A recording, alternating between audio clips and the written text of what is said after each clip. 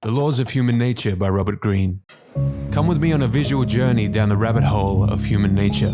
If you're a visual learner or you just don't have the spare 30 hours right now to get through this book, then you've come to the right video. We're going to go over things like which gender projection type you are, zeitgeist, aggression, cults, and a heap more.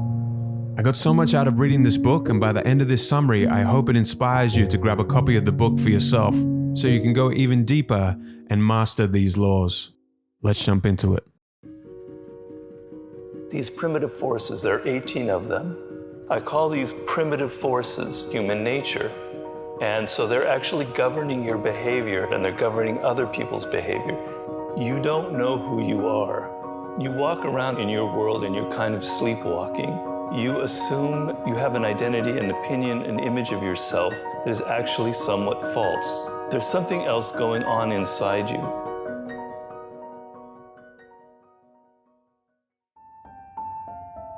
Law 10. The Law of Envy. Beware the fragile ego.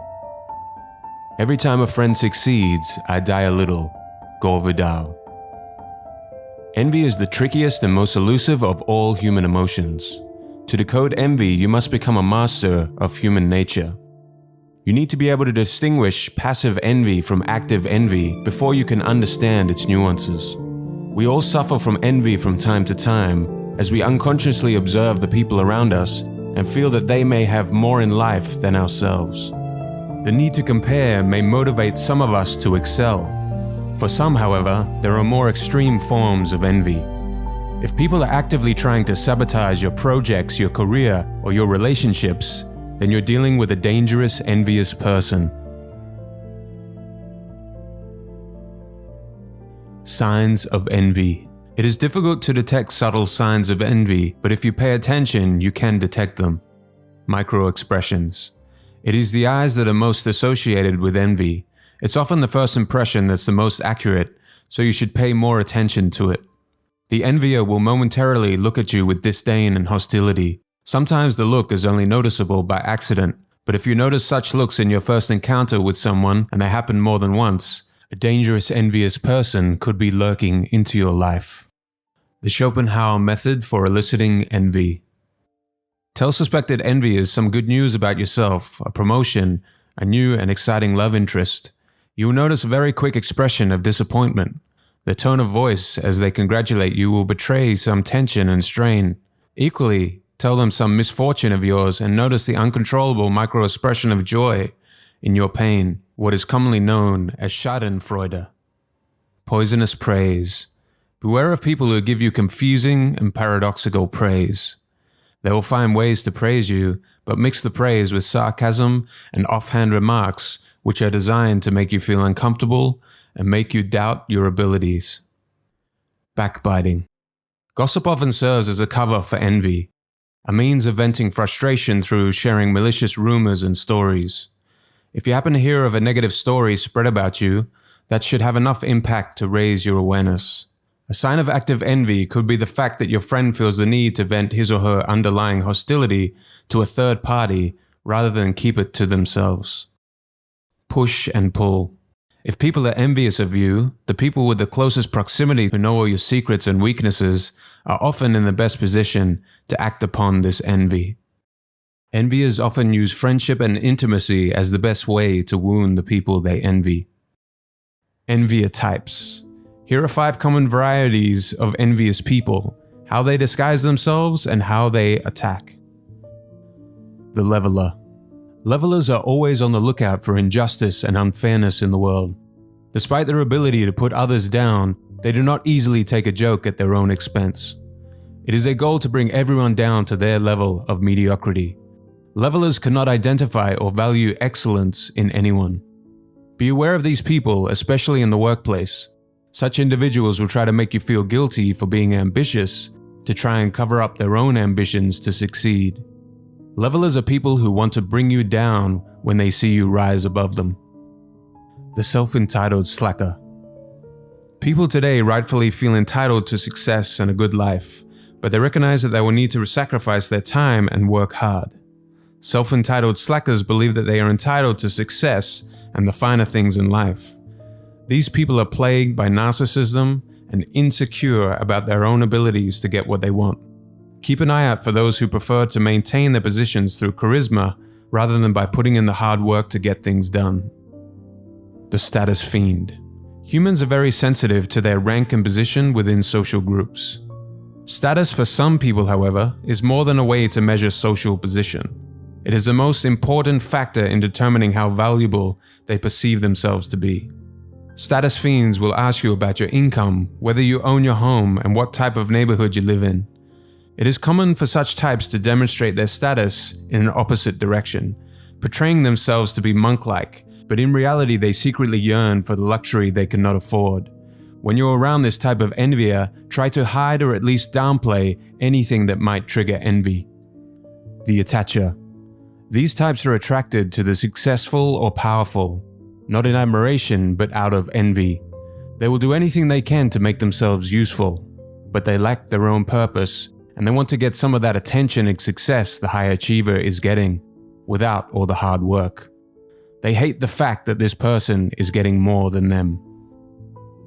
The insecure master. For some people, having a high position increases their insecurities. They fear subordinates who may possess more talent than them with an envious gaze. They may fire people for strange reasons or discredit your outstanding projects. Keep an eye out for signs of insecurity or envy among those above you. Envy triggers. While certain personality types tend to be more prone to envy than others, you should be aware that certain situations can cause envy in just about anyone.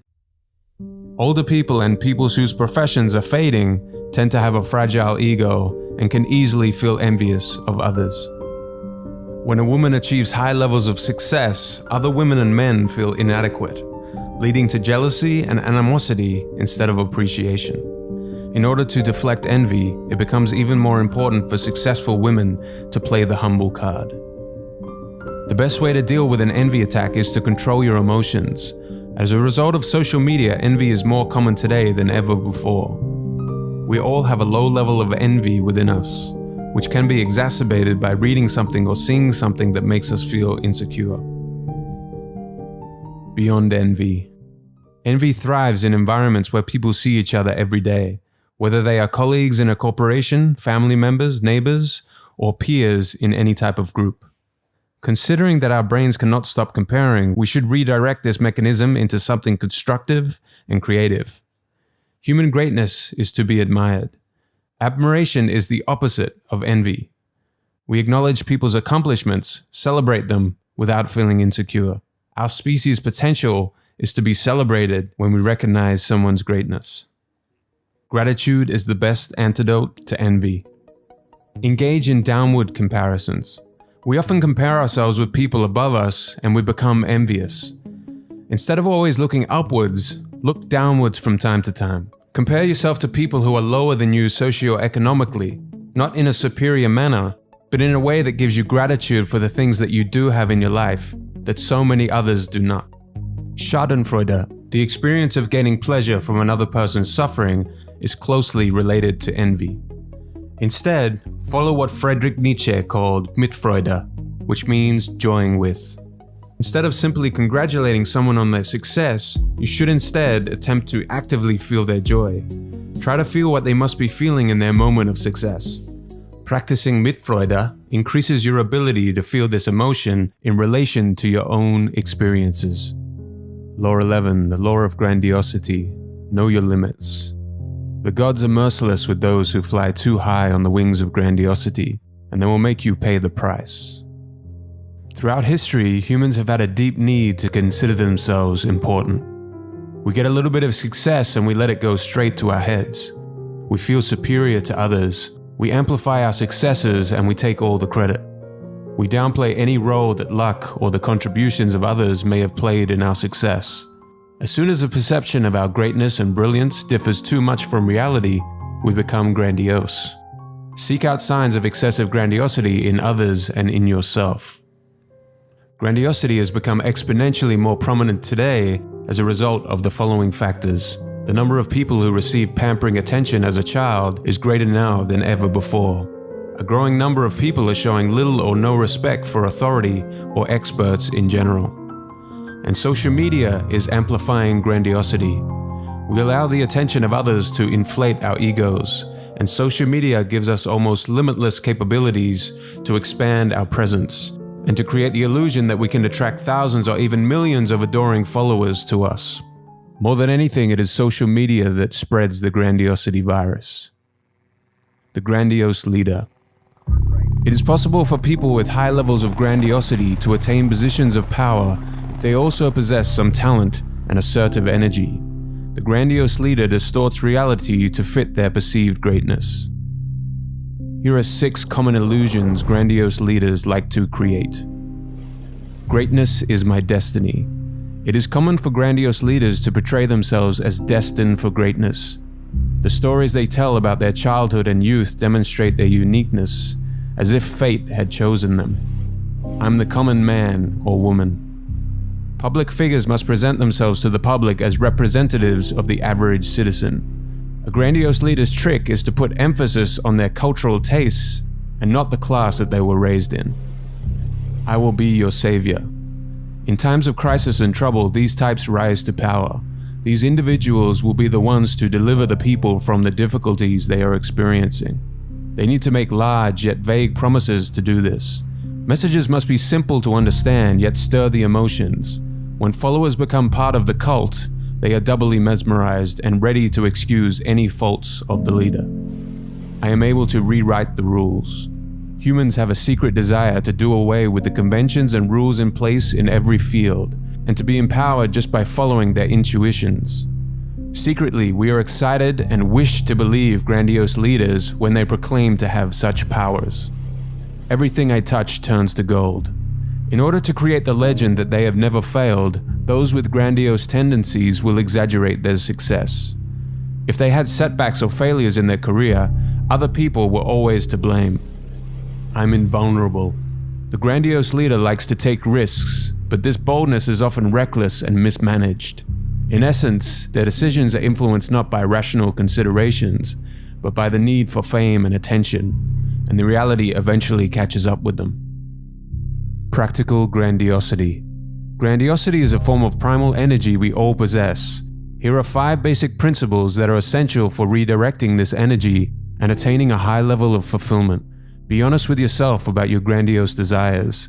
You must be honest with yourself and admit that we all want to feel important and noticed by others. Only then can you channel your energy into something useful and productive. Focus your energy. Avoid scatterbrain thinking and moving from one idea to another. Don't try to solve too many problems at once and break your goals into smaller steps. Your goals should be attainable in a matter of months and not years. Keep in touch with reality. Let your imagination run free, but don't expect your ideas to be perfect. You will be able to create something practical, powerful, and realistic by listening to criticism and maintaining an ongoing dialogue between your imagination and reality, which is your feedback. Make sure to challenge yourself according to your abilities. Continuously be seeking challenges just above your current skill level. Attempting projects below or at your ability level will make you easily bored and you will lose focus. Don't hold back your grandiose energy. Think of your energy as a wild animal that needs to roam free now and then, or it will go mad from restlessness. Try learning a new skill in a different field, or start that business that you once considered as unattainable or a distraction. Law 12, the law of gender rigidity. Reconnect to the masculine or feminine within you. Do not be afraid to bring out the more sensitive or ambitious sides to your character. These repressed parts of you are yearning to be let out. We all have a mixture of masculine and feminine qualities which are due to our genetics, but also the influence of the parent of the opposite sex. But in order to play the gender role expected of us by society, we tend to repress some of these qualities, and we lose important dimensions of our character. You need to look within yourself and discover those traits that are repressed and underdeveloped. Psychologist Carl Jung identifies these different dimensions of our character as the anima, which is the unconscious feminine part of a male, and the animus, the unconscious masculine part of a female. When we fall in love, we become victims of emotions that we cannot control. We make decisions about partners we cannot rationally explain. and our bad choices of partners are often repeated over time, as if we are driven by some demon deep within ourselves. It is common for relationships to fall apart due to miscommunications on both sides, and without knowing the reasons for the breakdown, we will go through the exact same process with the next person. Gender projection types. The variation of gender projections are infinite, but here are the 6 most common types. As we go through these projections, try to recognize any tendencies towards one of these forms of projection within yourself. Furthermore, watch out for how people will project their desires and fantasies onto you. The devilish romantic. The woman who is usually drawn to a man who is older and successful and who can lavish her with attention and gifts.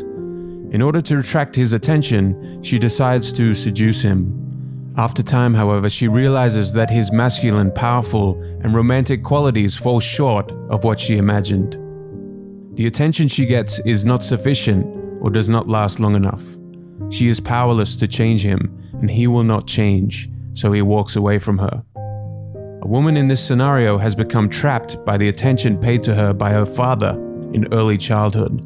It becomes her lifelong goal to reclaim that attention and the power that came with it. To attract this attention that they desire, they have to constantly be flirtatious and charming. The elusive woman of perfection. The man who thinks he has found the perfect woman. Although he hasn't had many encounters with the woman in question, he can imagine all kinds of positive encounters with her in the future. Despite his best efforts, he will quickly become disenchanted. Her character is not what he thought it would be. She deceived him. He then proceeds to project his fantasies onto the next woman. Often men susceptible to this projection grew up without a supportive mother. A mother of this sort might have expected her son to give her the attention and support that she was lacking from her husband. And due to this role reversal, the boy who becomes a man feels emptiness inside and a need to fill the attention that he didn't receive in childhood. The lovable rebel. The woman who is attracted to men that have a disdain for authority. This man, unlike the devilish romantic, is usually young and unsuccessful. Moreover, he tends to be outside her usual circle of friends. Even though the relationship breaks apart, the fantasy remains intact. Women with this projection often have a distant and strict father who is strong and patriarchal. As a girl, she dreamed of being independent and assertive, but was restricted to following her father's orders and playing the role of the obedient daughter. The fallen woman. The man who is attracted to the opposite of what he used to be, good, obedient, and trustworthy. This type of man often had a strong mother figure as a child, and subconsciously they gravitate towards women who are imperfect, bad, or from different cultures and/or social classes. His goal is to rescue her, but over time he realizes she isn't what he had expected. These men have a passive and masochistic anima, and they are often merely used as pawns by these women.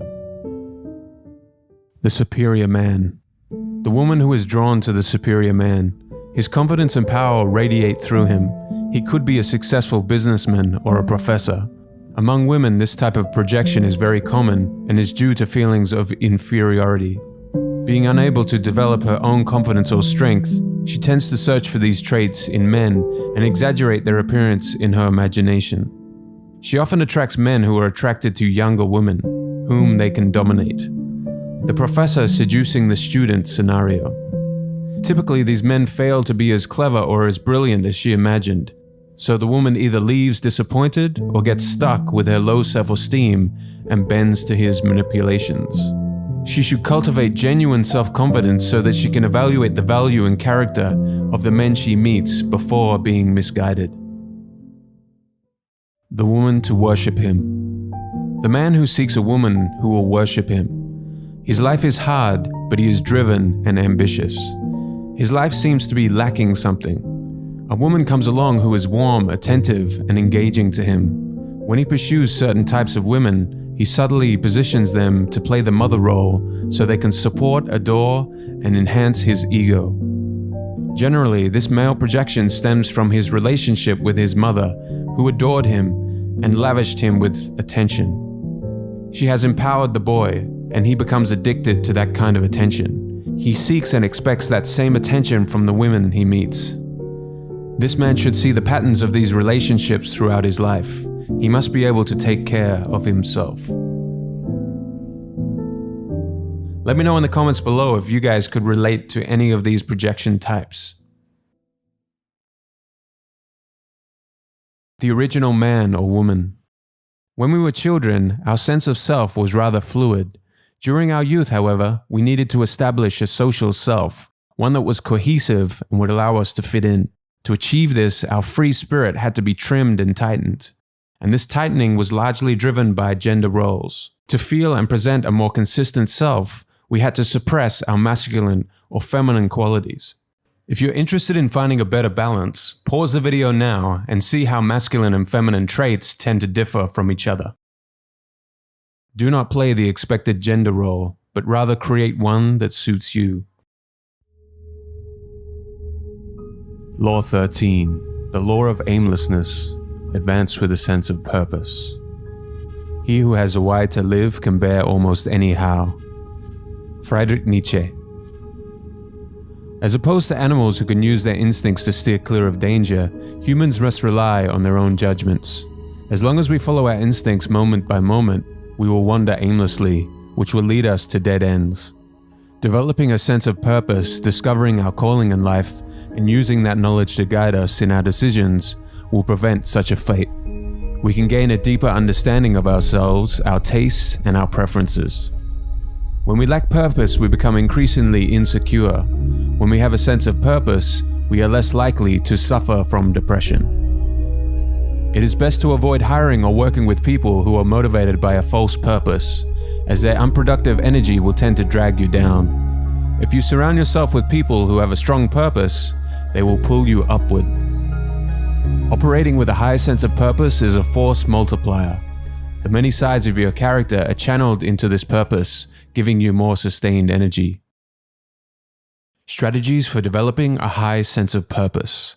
In developing a sense of purpose, you will encounter many challenges. Others may distract you from finding your true direction by instilling doubt in your heart. You can overcome these obstacles by using the following 5 strategies. Often the earliest signs of your true calling can be located in the earliest years of your life. Consider moments in your life when you felt natural and at ease doing certain tasks or activities, as if you were running with the wind at your back. When you pursue your purpose, some people will criticize you along the way. Some may be helpful, but others may just come from envy. Take their negative opinions and judgments of you as motivation and fuel for your purpose. Associating with people who have a strong sense of purpose will allow you to absorb their purposeful energy. Create a ladder of descending goals. If you set long-term goals, you will gain incredible clarity and resolve. However, if you look at all the steps necessary to reach them from your current position, they are likely to generate anxiety. If you want to manage such anxiety, you should have a ladder of smaller goals extending down from the present to the future. Finally, dedicate uninterrupted time with your work. Find states of flow and focus on the work and not the recognition or the reward. The lure of false purposes. We are all aware of how insignificant we are in the universe with billions of others. In order to feel connected to something bigger than ourselves, we need to feel larger than ourselves. As human nature is, however, many people are searching for meaning and a sense of transcendence on the cheapest and easiest terms possible. Throughout history, without a purpose, humans have been attracted to 5 common types of false purposes. The pursuit of pleasure. We often think of work as just a boring necessity of life. Ultimately, we are motivated by avoiding pain and finding as much pleasure as possible outside of work.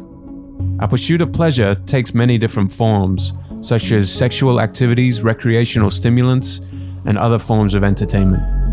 By operating with a sense of purpose, we understand the importance of placing limits on ourselves, rather than overstimulation of the senses. Causes and cults. As human beings, we have a deep desire to believe in something, and with a lack of unifying beliefs, cults fill the void. Groups whose disciples are vague in their objectives should be viewed with caution, as their group is more than likely just about releasing emotions. Money and success. A person's pursuit of money and success often motivates and focuses them. Despite this, many of the richest and most successful people were never initially driven by money. Money and success will naturally flow to you if you focus on your goals and maintain a high sense of purpose. Attention. As a way to feel more important, people have always desired fame and attention. The false sense of purpose, however, has been greatly democratized with the help of social media. By cultivating a strong sense of purpose and creating projects which are naturally appealing, we'll have a much better chance of attracting attention. Cynicism. Man would rather have the void as purpose than be void of purpose. Friedrich Nietzsche. Cynicism, the conviction that existence is meaningless, has the effect of leading to the void as purpose. Politics and old beliefs all contribute to this type of fake purpose, which is growing in popularity nowadays.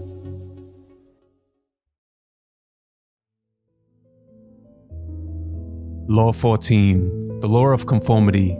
Resist the downward pull of the group. When people are free to do as they please, they usually imitate each other.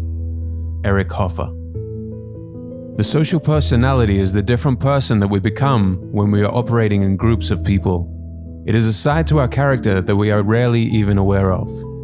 In a group, we unconsciously imitate what others say and do. There is no positive or negative side to the social force.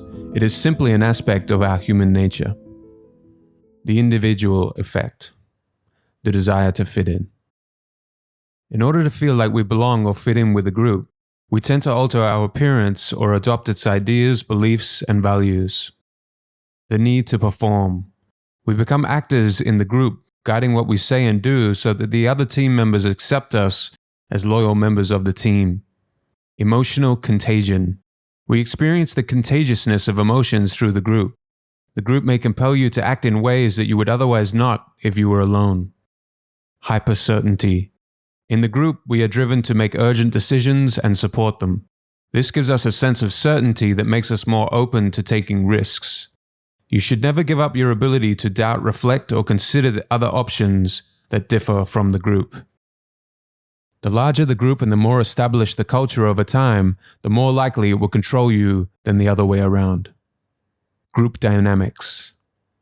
You must study the following dynamics in the groups in which you belong. Group culture. Groups carry some dynamic of culture, from countries with long-standing traditions all the way down to a company or even an office. An ideal state will always be the center of the group's culture and spirit. Group rules and codes. The distressing effect of disorder and anarchy are experienced by all groups. Therefore, standard rules and how to conduct oneself quickly emerge and are established. They are not written down, but they are implied by all group members. The group court. In any chimpanzee colony, you will observe an alpha male and other chimpanzees adapting their behavior with him, following, imitating, and trying to strengthen their bonds with the alpha. Essentially, this is the pre-human version of the court, or the social dynamic. Despite the difference in appearance, the behavior and strategies of the courtiers continues to be very similar. The group enemy. In the groups you belong to, you will almost certainly find some sort of enemy or villain to fight, be it human or otherwise. Group factions. As a group becomes large enough, individuals start to form factions.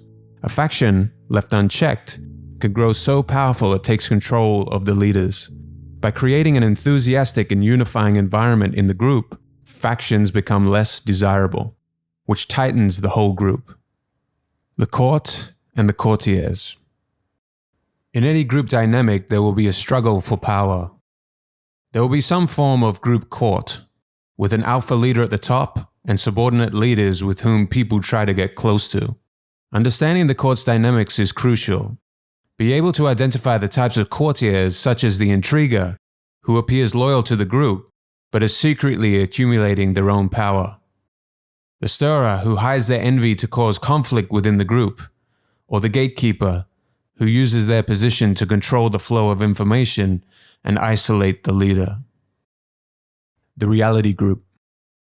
Here are 5 strategies if you want to create a healthy group dynamic.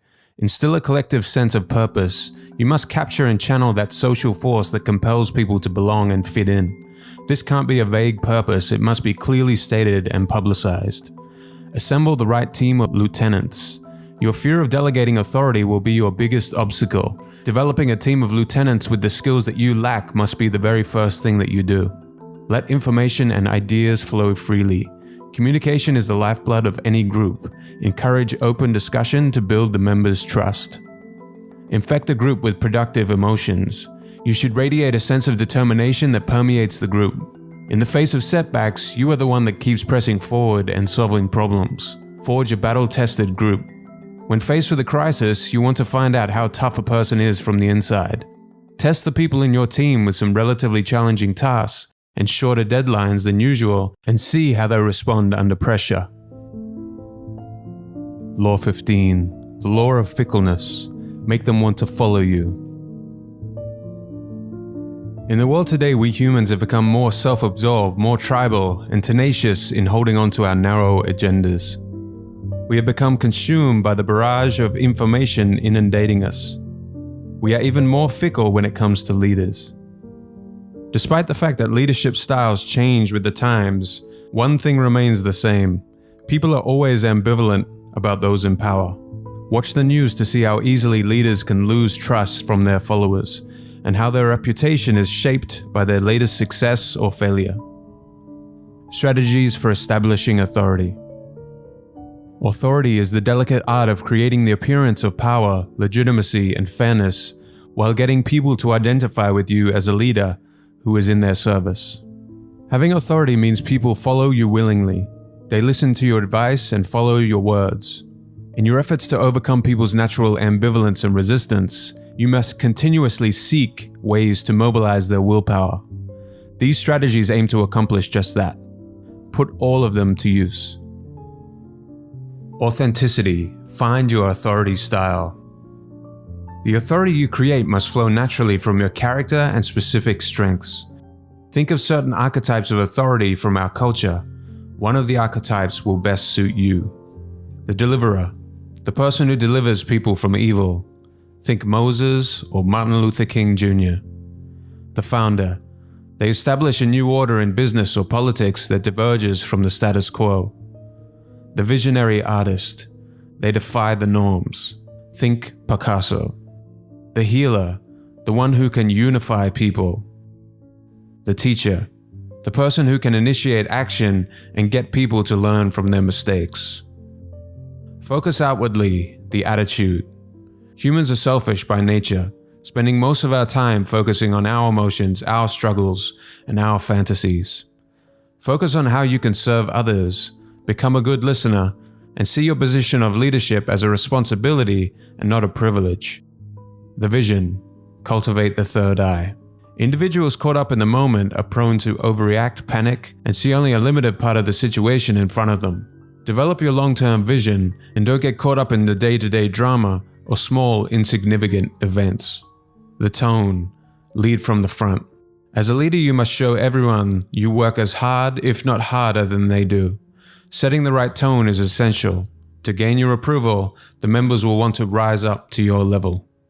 Stir conflicting emotions, the aura. People tend to be too predictable. In order to fit in and feel like part of the group, they adopt a persona that they think is pleasing and consistent with the group. As a leader, it is important to establish an aura of mystery. Mixing signals and displaying qualities that seem inconsistent causes people to think about you and pause before they try to categorize you. Never appear to take, always to give. The act of taking something away from someone they assume they own, be it time, rights, or money, can create a sense of insecurity and will call into question your authority. Always be seen to give and never take from the group. Rejuvenate your authority, adaptability. The newer generations will inevitably become immune to your charm and aura. Therefore, your style of leadership needs to adapt to the moods and epochs of the time. Don't let your leadership style remain stuck in its ways.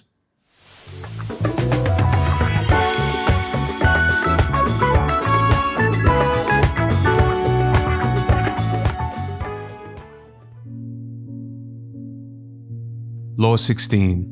The law of aggression. See the hostility behind the friendly facade. Men are not gentle, friendly creatures wishing for love, who simply defend themselves if attacked. A powerful desire for aggression has to be reckoned was part of their endowment. Sigmund Freud. On the surface, people around you appear polite and civil, but underneath the mask, we all have an aggressive side in our DNA. People have acted violently and aggressively in the past and present, but we dislike to think of ourselves as someone who can act in that same manner. Human nature is deeply misunderstood in this way. Our species is wired for aggression, and it is latent in every human. Aggression can be used for good, however, it can also lead to antisocial behavior and violence. Despite some individuals clearly being more aggressive than others, we are all capable of slipping towards the negative side of aggression. Human aggression is a continuum, and we all exist somewhere on the spectrum. The source of human aggression. Human aggression stems from an underlying insecurity as opposed to simply an impulse to hurt or take from others. Only humans are able to grasp their own mortality. At any moment we could lose our jobs or be separated from our partners, which can make us feel frustrated and helpless. People who are chronically aggressive, on the other hand, are more likely to feel the helplessness and frustration we might feel on occasion. These individuals experience chronic insecurity and fragility and work incredibly hard to hide this by overpowering and controlling others. If you are around a chronic aggressor, you must understand this behavior is stemming from an underlying insecurity, a deep wound, which almost always comes from early childhood. We also have to realize that aggressors see others as objects to control. 2 myths to dispel. The first myth says that humans used to live in harmony with nature and with each other. But anthropologists have proven beyond a shadow of a doubt that pre-civilization warfare was every bit as murderous and brutal as anything we are experiencing today. There was little peace between us. The second myth claims that human beings may have by and large been violent and aggressive in the past, but we have evolved since then to become more compassionate, enlightened, and led by our better angels. Still, the signs of human aggression persist as they did in the past. Present-day warfare, genocide, and degradation of the environment paint a different picture from this myth. Redirect your aggressive energy. There are usually 3 main ways in which aggressive energy is expended. 1, you can channel this energy into your work, controlled aggression. 2, you can channel it towards others through your behavior, passive aggression. Or 3, it can be turned inward in the form of self-loathing, which directs our anger and aggression at our own shortcomings. How do you usually handle this energy? Observe how you respond to frustration and uncertainty as a way to judge yourself. Are you prone to lash out, become angry, and do things that you later regret? Or do you internalize the anger and grow depressed? Passive aggression, its strategies and how to counter them. Our default setting is to avoid direct confrontations and appear sociable and polite.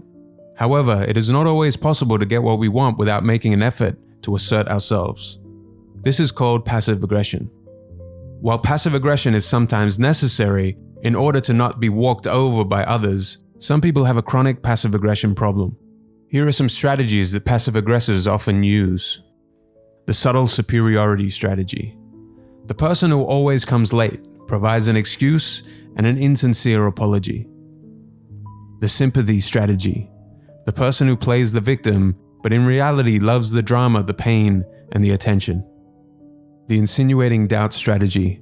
Someone, maybe even a friend, who makes an offhand remark that makes you question yourself and your abilities. You did quite well on the project for someone at your level. Was he or she subtly insulting me, you may be asking yourself?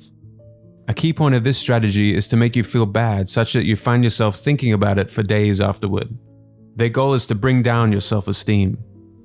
The most common reason for their actions is envy. It is best to show that their insinuations have no impact on you. Their goal is to get a reaction from you, and you will not give it to them. The blame shifter strategy. The person who is confronted and immediately begins shifting responsibility and blame back to the person who is irritated. They grow silent when you confront them, wearing a hurt or disappointed look, while their tone of voice subtly conveys a sense of disbelief that they did anything wrong.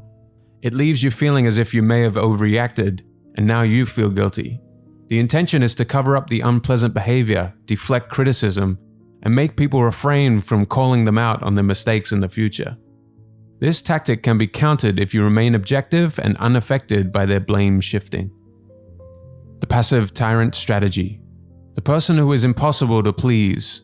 Usually powerful people use this strategy towards their underlings, but it can be applied by individuals in relationships as well. Strategizing against these types is very difficult because they are usually your superiors and possess real power over you. There's really only one counter: quitting and recovering. Controlled aggression. Your aggression should not be repressed or turned inward. Channel this energy towards real problems that you can solve and towards your ambitions to get what you want. Law 17. The law of generational myopia. Seize the historical moment. You are a product of the times as much as anyone. The generation you were born into has shaped your thoughts and values, whether you are aware of this or not. In more ways than you can imagine, you were born into a generation that defines your identity. There is a strong desire in your generation to separate itself from the previous generation and forge a new direction in the world. New values are formed, which are absorbed into your thinking as an individual. With age, generational ideas and values tend to close you off to other points of view, limiting your thinking. In order to free yourself from the mental restriction placed on you by your generation, you must understand as deeply as possible this powerful influence on who you are. The generational phenomenon. Each generation has its own symbols, myths, beliefs, and mindsets, which constitute its generational spirit. A person born in the 1890s would be a different person from someone born in the 1950s. And a person born in the 1950s would have a different generational spirit from a person born in the 1990s. Generational patterns. Each generation inherits beliefs and ideas from their parents, but seeks to find something new. The 14th century historian Ibn Khaldun believed that history occurs in cycles over 4 generations. The first generation. Revolutionaries make a radical break to establish new values. The second generation seeks to establish some order and discipline after the revolutionary chaos. The third generation aims to build a comfortable life through pragmatic means. And the fourth generation are cynical and lost in a society that has stagnated. New revolutionaries are now primed to usher in the new order, and the cycle begins again. You need to change the way you look at your own generation. You should attempt to understand how deeply the spirit and the culture of your generation have affected the way you view the world. Identify the characteristics of your generation in order to gain an understanding of its spirit in the present and to exploit it. Think about where your generation fits within the tension between early and middle adulthood. We think we are judging the younger generation in an objective manner, but we are merely succumbing to the illusion of perspective. How you can capitalize on the spirit of the times. The following are some strategies to make the most of generational dynamics. Challenge your past, including your parents' values, and try to see things from a different perspective. Take on the generational zeitgeist in a unique way. Don't let your age limit your curiosity. You can be a childlike wanderer as a grown-up. Increase your interactions with the younger generation. Read the works of previous generations. Influence the younger generation, mostly your children, to shape the future. Law 18. The law of death denial. Meditate on our common mortality. By connecting to the reality of death, we connect more profoundly to the reality and fullness of life. Near-death experiences actually have a paradoxical effect that makes us feel more alive and awake. You can make your life more meaningful and productive by being aware of your mortality. Become viscerally aware of death. Take a moment to reflect on death. Visualize yourself at the moment you die, and try to picture what you are doing or where you might be at that time. Remember that your remaining years on this planet are a deadline for completing some sort of life project. While you still have time, work on what matters most to you, including your relationships and your goals. Observe mortality. Consider the billions of people who have come before you, and and realize that most of the people on Earth now will no longer be alive in the next 60 years. We are all part of the brotherhood and sisterhood of death. Embracing death will make it easier to cope with all other pain and hardships in your life. Adversity is an opportunity to grow and enlighten yourself. Take time to contemplate the sublime. The infinity of time and space makes our daily struggles seem trivial. Faced with the vastness of nature, our ego seems insignificant. Being aware of your mortality will free you of any insignificant worries. It will allow you to concentrate solely on your life's work and will help you to explore every possibility to the fullest.